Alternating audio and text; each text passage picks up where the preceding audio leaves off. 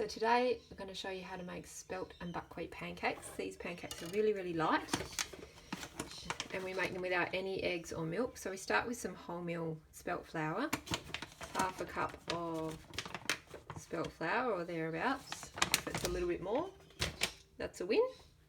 Then half a cup of buckwheat flour. This is a quarter of a cup, so I'm using 2 to make half a cup.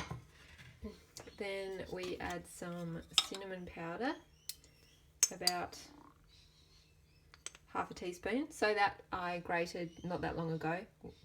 I spun in the spice grinder not that long ago. So that's really fresh and smells amazing.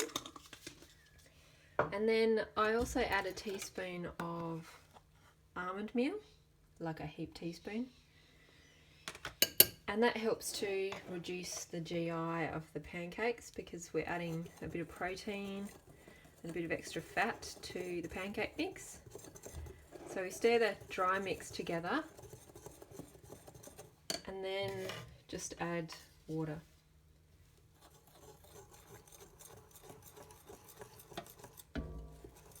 Stir that all together.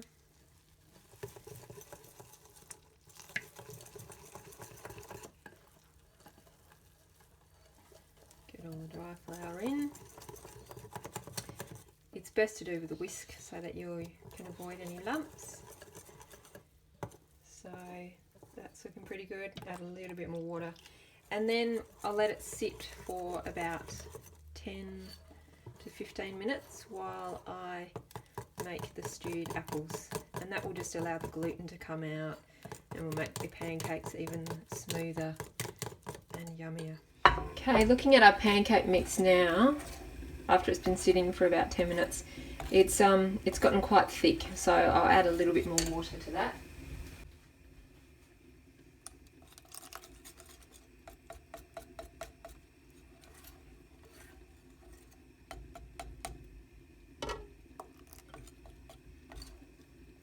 Yeah, that looks pretty good now. So you can kind of see the consistency we're looking for.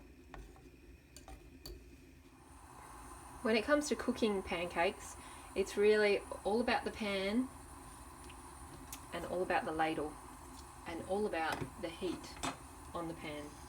So you want to get a really good non-stick pan. If you'd like to avoid Teflon, there are all sorts of great alternatives these days, ceramic non-stick pans and that sort of thing. So these are actually Indian tawa pans that I got from an Indian store, and they're ceramic Teflon.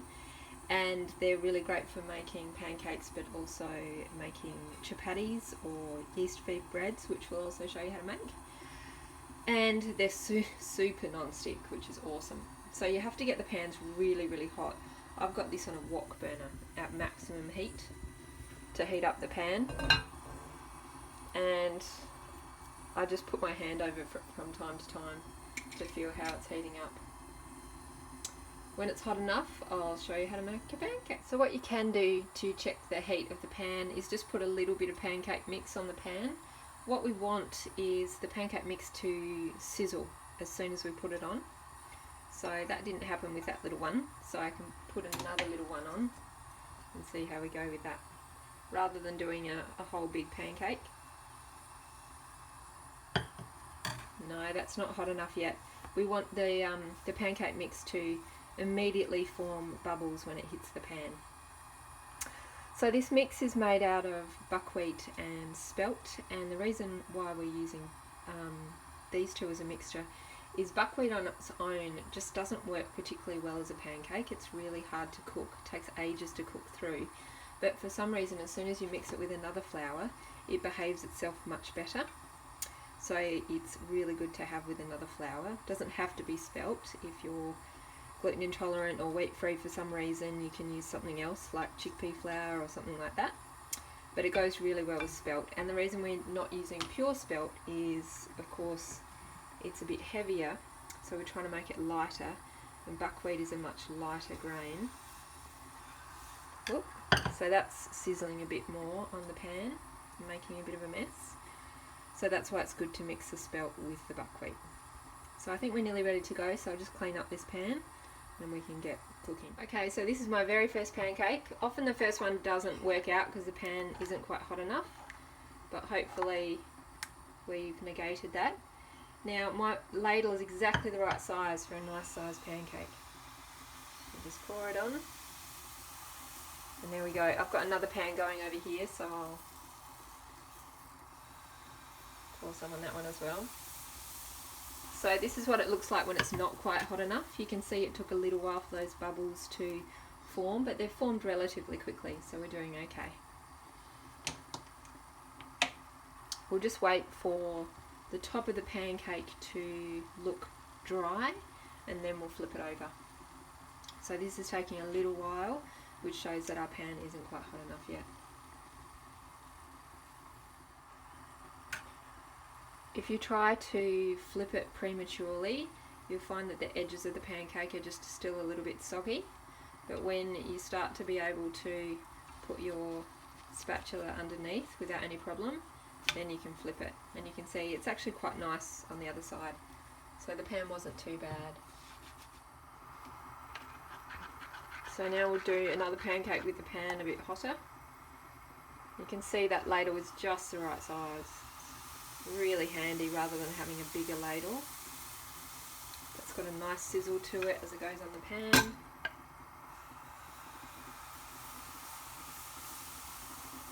And the bubbles are forming quite quickly. The pancake's cooking faster. So that's great. We'll do it in real time so you see how long it takes to cook. You can see the batter just cooking around the little bubbles first. So every time I put the batter on, I have to stir the batter like this, because buckwheat is hydrophobic, which means it doesn't like staying immersed in water. So it kind of separates out from the water, so you have to stir the batter each time you add a new pancake. So you can see that's cooked on top now, and the edge is nice and firm, so we can flip that over. Perfect. So there we have it. It's pretty quick. Takes me probably about 15 minutes to make 10 pancakes using 2 pans. But if you have, if you're cooking for the whole family, you can get 3 pans going, maybe even 4, and be a little pan ninja. So we serve that up with the stewed apples and some maple syrup and maybe some ghee on top. I'll show you a video of the final product. So here we have our beautiful stack of pancakes to share.